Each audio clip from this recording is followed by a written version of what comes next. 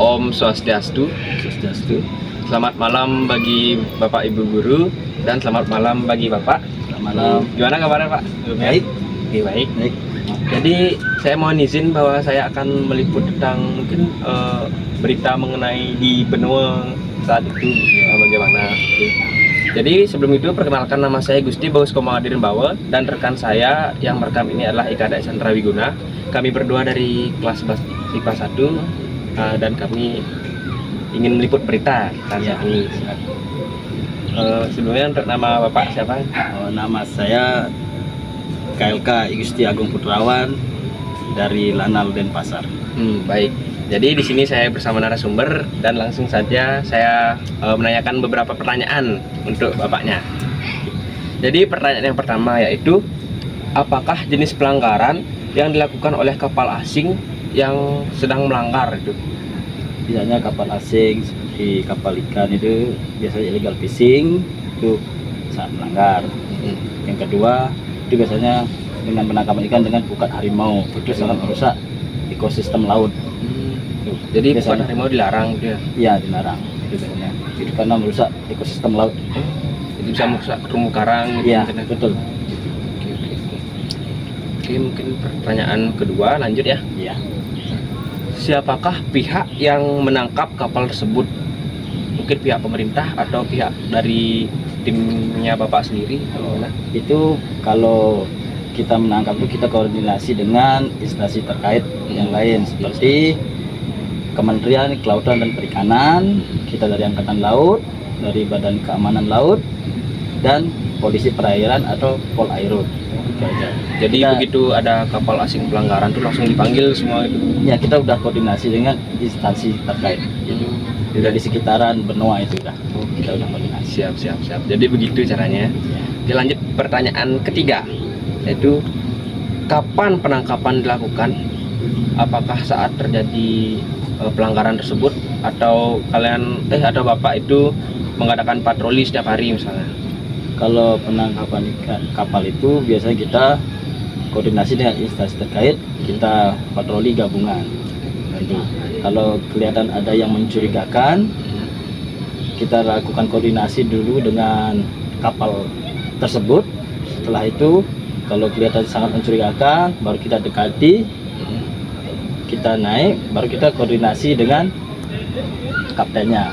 Kita cek surat-suratnya, sekiranya itu sangat surat-suratnya tidak lengkap, ya kita koordinasikan, baru kita bawa ke pangkalan terdekat. Dan nanti prosesnya surat-suratnya kita proses di pangkalan terdekat. Oke. Mungkin itu saja pertanyaan dari saya, dan pertanyaan selanjutnya akan dilanjutkan oleh teman saya. Ya, baik. Terima kasih. Oke, nama saya Ika Daisandra Wiguna. Di sini saya akan melanjutkan pertanyaan dari Gusman. Pak, izin Pak. Ya. Untuk pertanyaan selanjutnya itu, di mana lokasi penangkapannya berlangsung? Kalau lokasi penangkapannya kita di perbatasan, ya di zona maritim Indonesia. Itu kita melakukan patroli rutin di zona perbatasan. Kalau kita ada yang mencurigakan, kita laksanakan pemeriksaan dan penangkapan. Penangkapan langsung. Ya.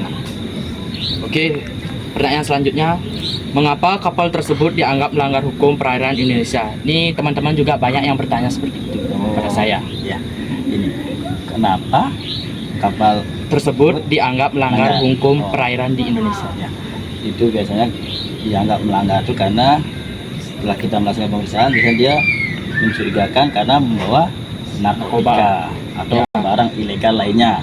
Itu biasanya dia. Kalau kapal-kapal itu kalau udah mencurigakan pasti dia panik ya. Contohnya selain narkoba itu apa ya contoh? Misalnya human trafficking. Apa itu? Jual beli orang. Oh, jual beli orang itu. Ya. Selain itu apa lagi? Nah, itu aja banyak. Kebanyakan dari Indonesia ya sedikit yang kayak gitu. Okay. Ya, kebanyakan sih illegal fishing aja kalau di Indonesia. Oh, illegal fishing. Sama narkotika. Oke, pertanyaan terakhir. Bagaimana cara TNI Angkatan Laut menghentikan dan mengamankan kapal itu? Cara menghentikannya biasanya kita koordinasi dengan KRI, pesawat patroli maritim, kita laksanakan koordinasi lewat radio. Ya, setelah kita udah koordinasi. Hmm. Setelah tidak ada pergerakan, kita laksanakan pemeriksaan sesuai Dengan SOP. prosedur. Ya, SOP, prosedur. Kita setelah itu kita laksanakan pemeriksaan, baru kita bawa ke pangkalan terdekat. Pangkalan terdekat. Ya, nanti untuk selanjutnya itu yang melaksanakan pemeriksaan untuk pengadilannya itu pangkalan terdekat. Yang Pangkalan melaksanakan. terdekat juga gitu. Ya, yang melaksanakan itu. Kita cuma melaksanakan penegakan hukum di laut, Oke. kita serahkan ke pangkalan terdekat. Biarkan dia yang berproses itu. Iya, prosesnya selanjutnya kayak lanal, Oke. kodairal itu atau armada. Armada. Ya, itu yang proses nanti. Oke. Udah. Oke, sekian dulu untuk video kita hari ini, dan untuk Bapak terima Ya. kasih sudah memberikan sesi wawancara kepada saya dan Sama-sama. rekan saya. Ya. Semoga pekerjaan Bapak bisa lancar. Ya, terima kasih. Terima kasih. Sehat selalu ya, sukses selalu. Ya. Siap. Oke, segitu dulu video kita hari ini. Dadah.